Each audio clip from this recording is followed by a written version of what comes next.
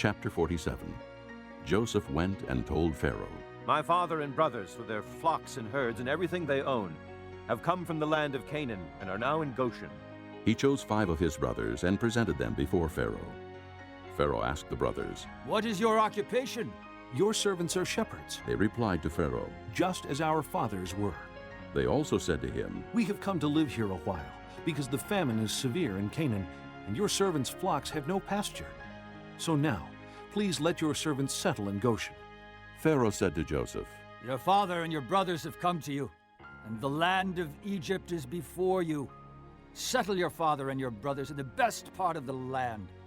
Let them live in Goshen. And if you know of any among them with special ability, put them in charge of my own livestock. Then Joseph brought his father Jacob in and presented him before Pharaoh. After Jacob blessed Pharaoh, Pharaoh asked him, How old are you?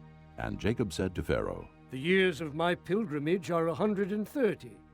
My years have been few and difficult, and they do not equal the years of the pilgrimage of my fathers. Then Jacob blessed Pharaoh and went out from his presence. So Joseph settled his father and his brothers in Egypt and gave them property in the best part of the land, the district of Ramesses, as Pharaoh directed. Joseph also provided his father and his brothers and all his father's household with food, according to the number of their children. There was no food, however, in the whole region, because the famine was severe.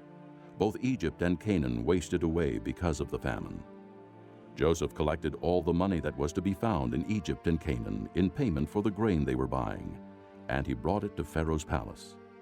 When the money of the people of Egypt and Canaan was gone, all Egypt came to Joseph and said, Give us food. Why should we die before your eyes? Our money is used up. Then bring your livestock. said Joseph. I will sell you food in exchange for your livestock, since your money is gone. So they brought their livestock to Joseph, and he gave them food in exchange for their horses, their sheep and goats, their cattle and donkeys. And he brought them through that year with food in exchange for all their livestock. When that year was over, they came to him the following year and said, We cannot hide from our Lord the fact that since our money is gone and our livestock belongs to you, there is nothing left for our Lord except our bodies and our land. Why should we perish before your eyes, we and our land as well?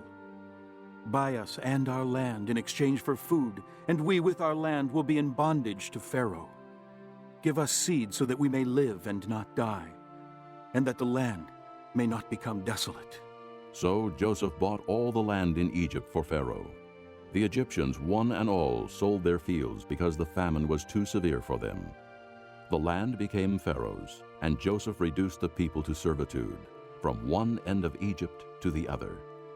However, he did not buy the land of the priests, because they received a regular allotment from Pharaoh and had food enough from the allotment Pharaoh gave them. That is why they did not sell their land.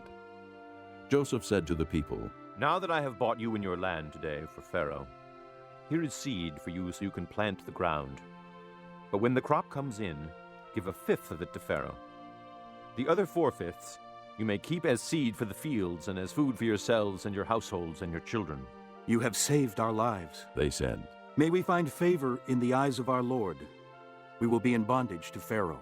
So Joseph established it as a law concerning land in Egypt, still in force today, that 1/5 of the produce belongs to Pharaoh.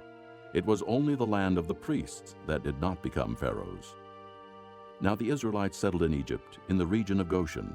They acquired property there, and were fruitful and increased greatly in number. Jacob lived in Egypt 17 years, and the years of his life were 147. When the time drew near for Israel to die, he called for his son Joseph and said to him, If I have found favor in your eyes, put your hand under my thigh and promise that you will show me kindness and faithfulness.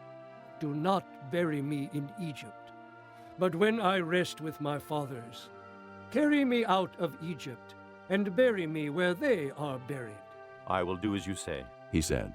Swear to me. He said. Then Joseph swore to him, and Israel worshipped as he leaned on the top of his staff.